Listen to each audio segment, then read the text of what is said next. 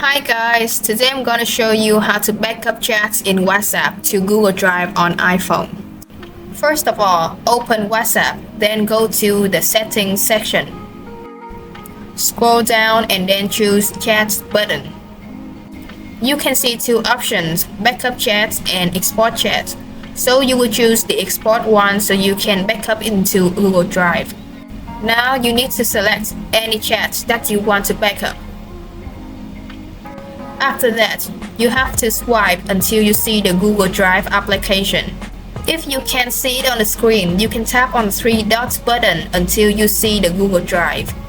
After selecting Google Drive, now you will choose the folder that you want to backup chats to. Now you hit on upload. So that's how you do it. You can go back to Google Drive to check if the file have saved or not. Thank you for watching. If you find this video useful, please hit like and subscribe.